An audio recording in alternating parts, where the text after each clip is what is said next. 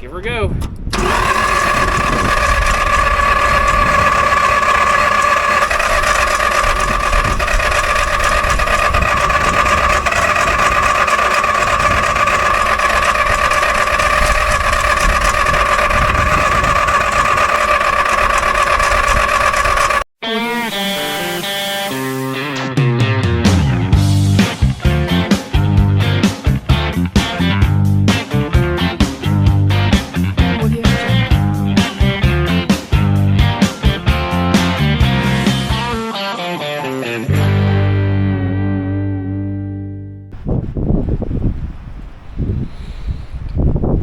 Well, I got me another one. I need a hole in my head. But the price was right and I couldn't say no. So this is a Ford 1520. So, quick little history lesson. Back in the 80s and the early 90s, my personal opinion, Ford led the pack in subcompact tractors. And subcompact tractors like this were perfect for the above average homeowner, because this type of tractor had a very strong loader on it. You could put a backhoe, you could put a 3-point snow blower, you could even put like a PTO brush hog on the rear, or a belly mower. And these subcompact tractors were super handy. They're extremely fuel efficient, and it was just like an ideal little multi-tool for the above average homeowner. Ford had all of these units manufactured in Japan, so these weren't made in the USA. They were made in Japan, and the Japanese made really good stuff, as they typically do. And this Ford is equipped with a 3-cylinder Shibora engine. It's a 1.3 liter. It's a cute little engine, but it is extremely fuel efficient, and due to the gearing and the hydraulics, you can get a lot of power and support out of this thing. This unit really doesn't look half bad, and this was a yard dog. That's what I like to call it. And a yard dog is pretty much, this lived in a car yard, and what they did is they just removed car parts from it. Hence you can see the little ball hitch, and then they have these real nice clips here as well. So this blade, the bucket has like no dents. I don't think this thing has seen a pile of shit before, to be honest with you. But you can see they had this plate here. I mean, this is like 1-inch steel, so that's fucking heavy. And then they got 2 concrete blocks. They probably did that as a counterweight because, again, you know, they're using this as a little yard dog to pick up engines and stuff. Speaking of yard dogs. Anyway, I picked this thing up for a great price. It does have issues, and the issue is it takes way too long to try to start. When it does run, it sounds okay. It doesn't sound half bad, but man, it takes forever to try to start this thing.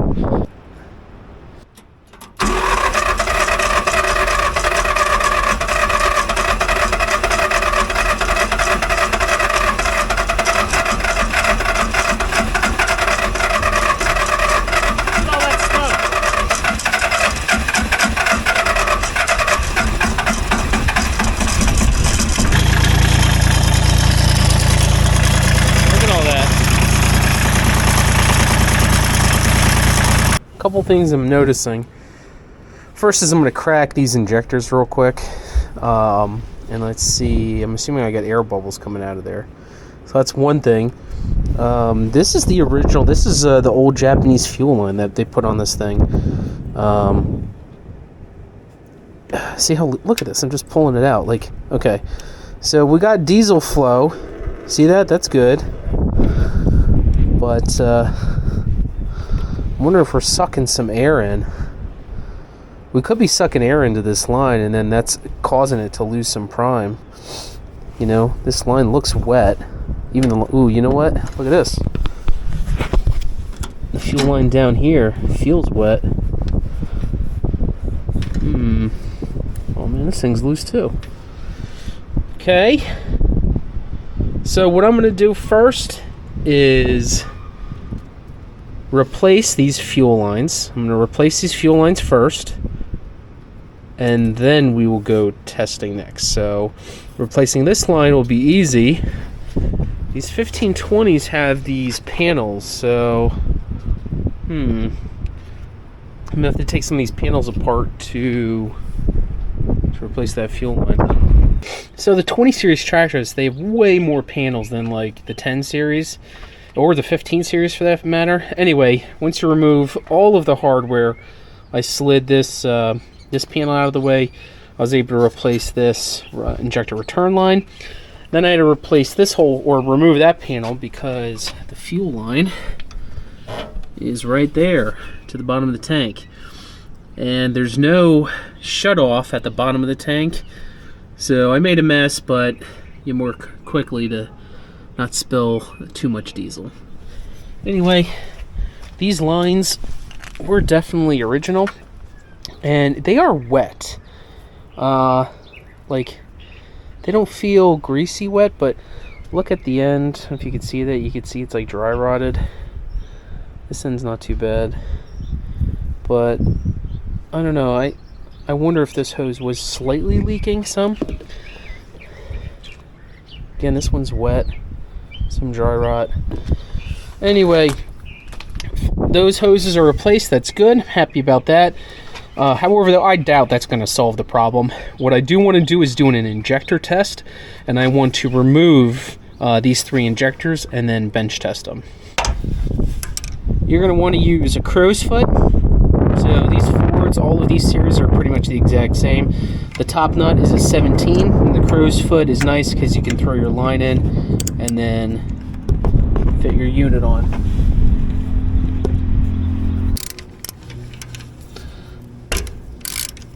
Okay.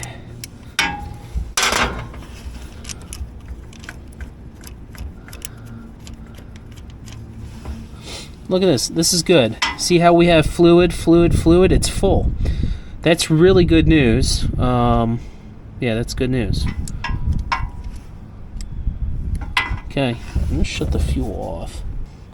So the next feat is you're going to want to use a 19 on these top nuts. These top nuts are just for your injector return line. These are usually brass or aluminum, so don't want to hit these with the impact. I'm using a crow's foot, not that you need to, but you can. There we go. That's one. Okay. So now we should be able to shimmy our whole return line off. Nice. Okay. There's the copper washers. Okay. Alright. So we're looking good. Alright. Nice. It's looking okay. Alright. I forget what size this is. It might be like a 22 or something, but let's we're gonna need the 1/2 inch because they're in there pretty good. But let me take that injector out. Gonna want to use a 22mm socket. These are tough because you know what Shibura did is they do sell a special socket for this. It's almost like an oxygen sensor socket where they have a cutout, so you can easily like get a little turn on this. We don't got that. I'm using a basic 22mm socket, which I'm going to get on there, and you can see it's sloppy. So I'm going to use, it's so windy. Using my impact, I'm putting a lot of pressure on it so this fucking injector don't slip. All right, there we go. Should pop pretty quick and easy. Nice. That's one injector. And the second injector. All right. That's the last one.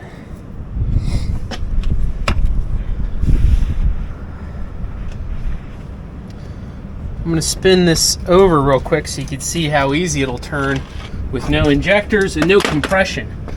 And we can see if there's any fluid in there. Nice, look at that. Definitely was some fluid in there. I saw a lot of fluid come out of the first injector, so I wonder if the first injector is leaking. Anyway, let's take a look at these on the bench and pop test them. I want to do a pressure test on the diesel injectors. So they call this a pop test, and pretty much what you're doing is you're applying hydraulic pressure to the diesel into the line, and it's going to pump out because you need a certain amount of pressure in order for these to lift / pop. So that's why they call it a pop test.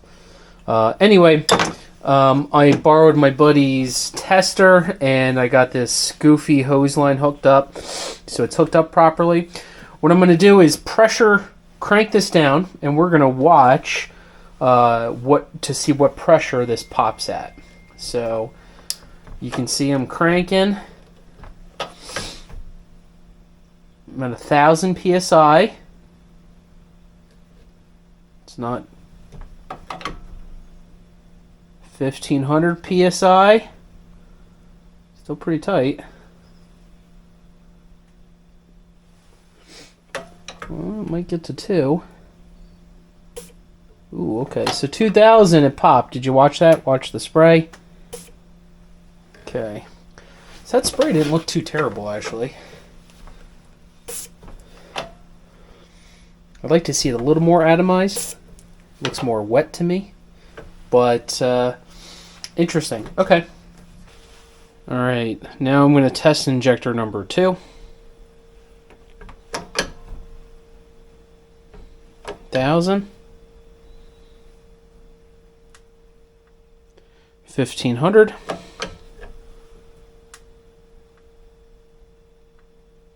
2,000. So it popped at 2,000.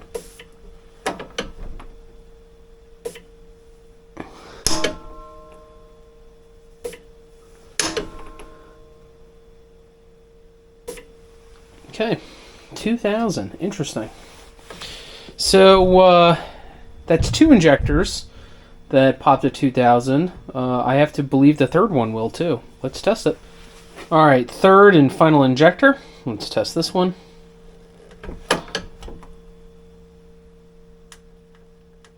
$15. 2,000. So they all seem to be blasting at the same pressure. So I think we're looking pretty good. Ooh, one came right out.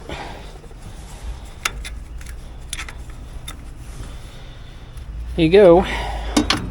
These look like aftermarket glow plugs. 12 volt.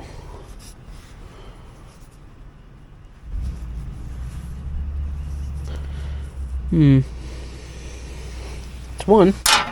Tell you what, these really were not in there that deep or that tight. I'll have to look up the torque spec. Look at all this. See this? Look at that. That's interesting. It's not good, but it's interesting.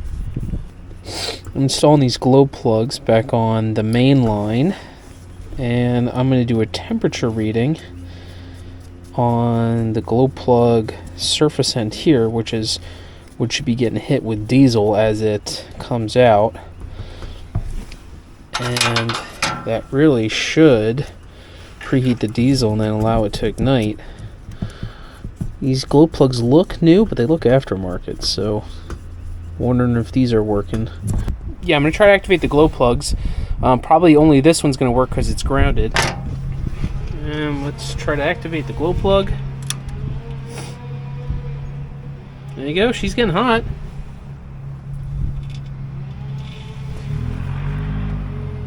Look how red she is. Okay. So that glow plug's good. Okay. Let's test this one.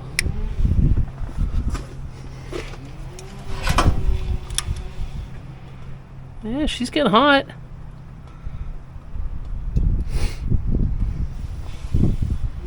She's getting cherry red. Okay. And let's test this one. and I'm expecting the exact same result. Yep, look at that. Well, I'm going to let those things cool. While the glow plugs are out, I'm going to do a compression test on the engine. And, make sure she's somewhat healthy. But I'll use the glow plug port to put a pressure test port in. So let me go get that. Well, you know what? Before I pressure test that engine, I got my coolant tester here. I want to pressure test this thing. Make sure I didn't have any leaks on the coolant side.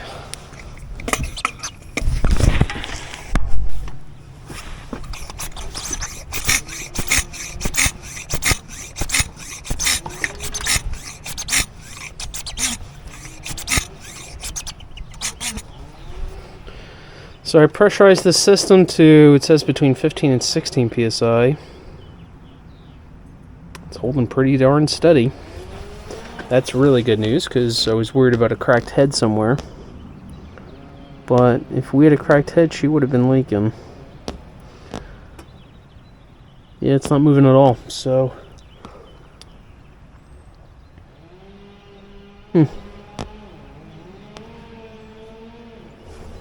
Go higher. 17 psi.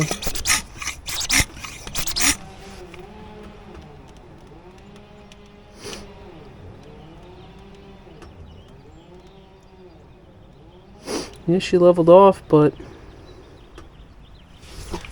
I don't know. System's good.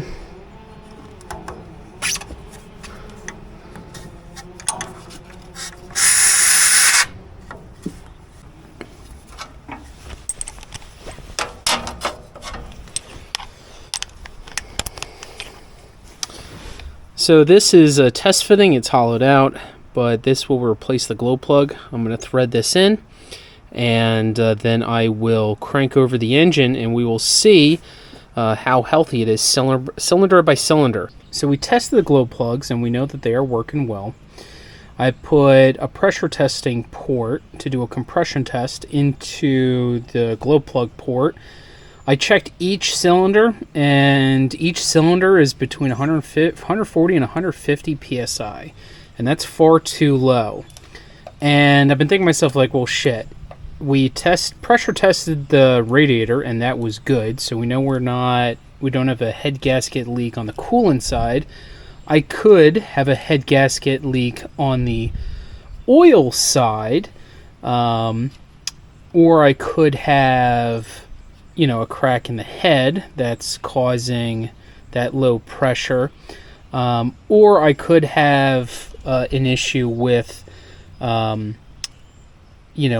couple valves, and my thought was maybe I have an issue with some valves sticking open. And on these units here, these Shaporas are really good engines, and this is an N873. This is a true tried block. It's a good unit. So this is intake, and right now looking at it, it looks like this is top dead center. But this is your intake. That's pretty loose. My exhaust is rock tight. Rock tight. So let's work this one at a time. So I'm gonna go take a look online, see what the spec is for the valve clearance, and let's adjust these. I looked up this Shibora engine. When the engine's hot, it wants 0.008 of clearance. I can't get this thing started, so and I'm not going to put ether down her throat. So we're going to check the valve clearance with it cold, and then hopefully that does it, allows me to start it, and then we'll check the valve clearance when it's hot. So I'll be a little liberal, if you will. But the Ford, or Shibora I should say, calls for 0.008 of an inch. So to do this, you have your lifter here. You got a 10 millimeter lock nut. and then you got a Phillips head bolt slash screw that adjusts on top of your actual push rod. So using my feeler gauge, I'm going under my intake here, and my intake is spot on. Feels like I got maybe at 9 thousandths, but I'm right at 8 thousandths. I'm good with that, actually. So if anything, I can make that a little tighter, but let's leave that as is. I'm going to try to crank this over a little bit until my intake valve is depressed, and that tells me my exhaust valve should be fully up. So I'm going to crank it over. I'm just going to turn the key like a quick hit, and then I'll check the valve.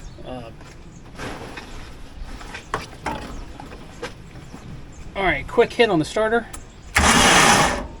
All right, so if you could see that, the intake is fully depressed. Intake, man, this thing is so tight.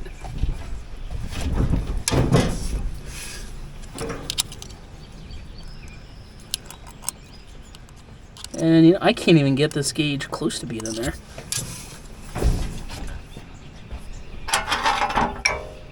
This thing is way too tight. So I am loosening this up. There we go.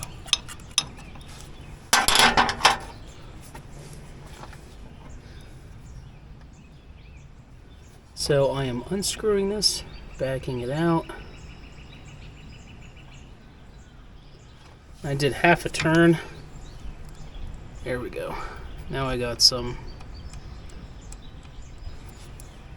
Man, I think that valve was held open.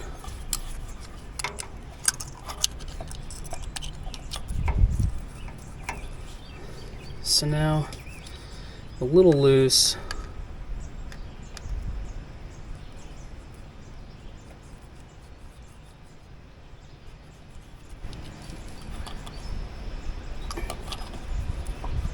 That feels pretty good right there. I'm going to leave my feeler gauge in, and I'm going to tighten this up slowly.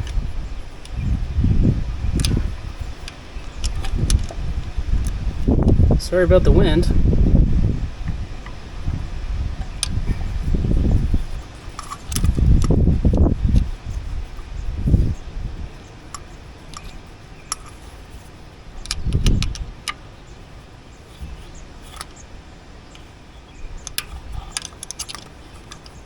That feels pretty good to me.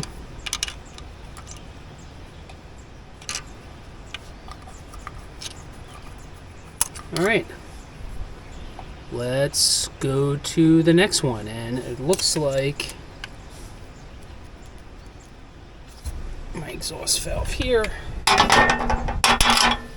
All right, next intake. Man, intake here, this feels good too. All right, I'm not gonna mess with that.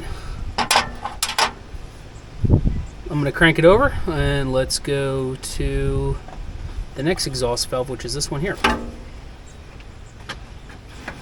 Every time I try to make a video, it fucking the wind goes. Okay.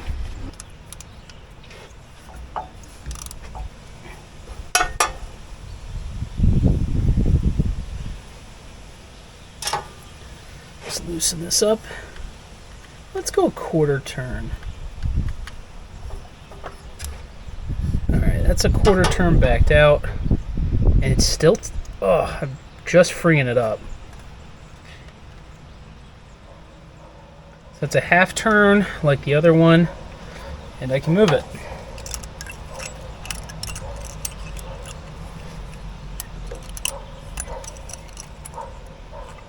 Not quite. Wow.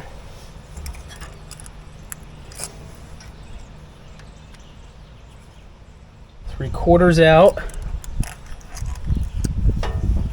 You gotta be fucking kidding me. How could this not be getting in there?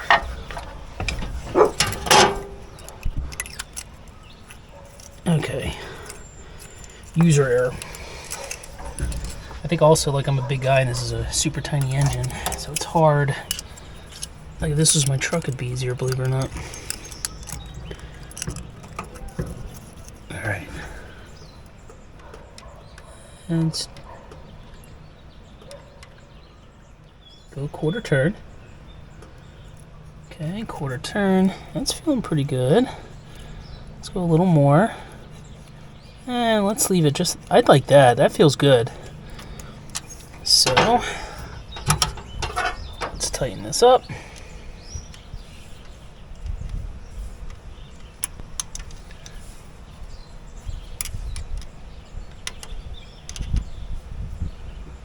Sorry about the forearm. Yeah, that feels good. Give this a good snug. What's the matter, Bruno? Just have a storm coming in. It's so fucking windy. One. Okay. Yeah, look at that. The intake is loose on the third one.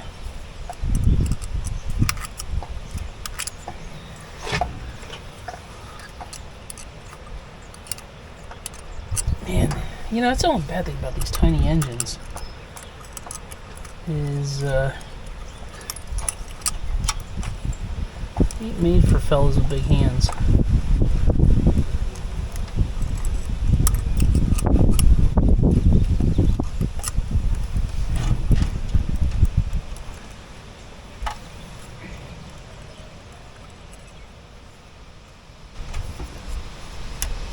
Yeah, intake feels spot on.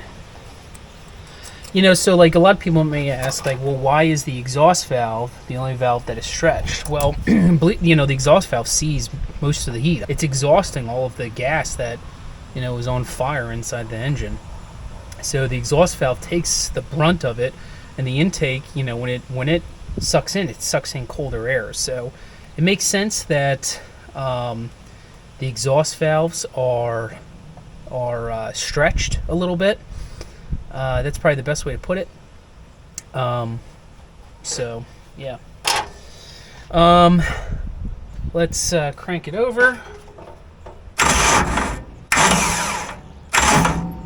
Alright. So let's loosen this one up. This thing's rock tight as well.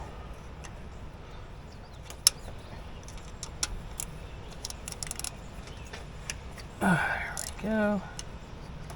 So we were about half a turn out on all of them so far. So half turn, I want a little more. Sorry about the wind. I know the wind sounds like shit in the video, but I don't know what else to do, guys. Man, this one's a little worse. Let's go 3/4. Alright, 3/4 out. And I got play. Okay. Ooh. That feels good right there. Could probably touch it up a bit, but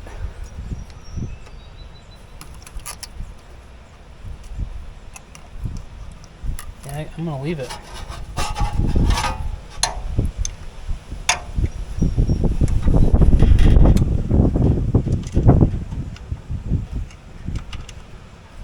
Must have a storm rolling in. Now that we adjusted those clearances, let's see if that makes a difference. Battery was getting weak, so I had to put the charger on her. Alright, I think we got it, guys. Let's plugs on, and let's try to start her.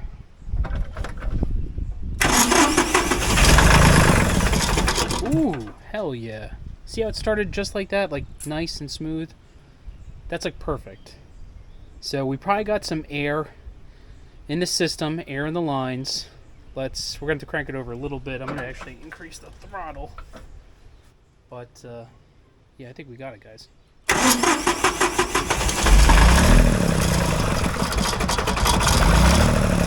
That's air. That's air in the injector line.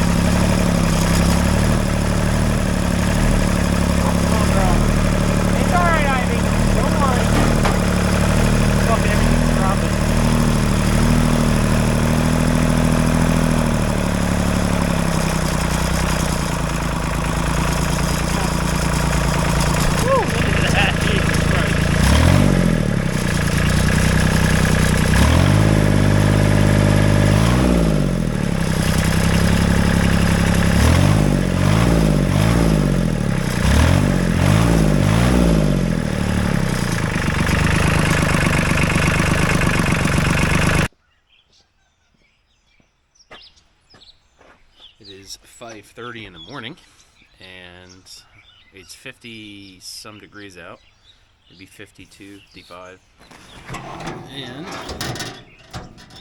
let's see if it starts. Tarped it all up because I didn't know if it was going to rain. We got wild weather. And I didn't want to put everything back together. So,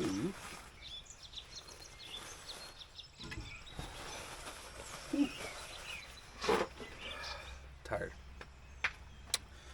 All right, let's see if it starts.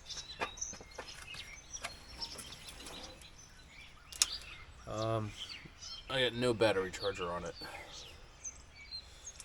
All right, glow plugs are on. Let's see if it starts. That's exactly how it should start at 5 in the morning. That's perfect. It's like 50 degrees outside, one set of glow plugs, fired right up. No more of this crazy fucking cranking. So this was not an insanely crazy video, but it just shows you that basic maintenance on your equipment will allow it to start and run right. What had happened on this one is, my opinion, over time, this engine, as it runs and as it gets broken in, and as it gets hot, things move, especially metal. Metal expands. And what had happened is these exhaust valves had stretched. And the good news is they stretched uniformly. So as you saw, what I did is I took the valve cover off and I checked the valve clearances for the intake and the exhaust. The intake on this one was spot on. Every single intake valve was spot on, but every single exhaust valve needed to be adjusted. This Shibura engine calls for 0.008 of an inch clearance. What I did is I set it for 0.008. I ran it, got it hot, and then I had to adjust it again. And they want you to adjust and check the clearances on these while the engine's hot. So I encourage you guys to run your unit, get it hot, check the clearances, adjust it, run it again, and then check it again.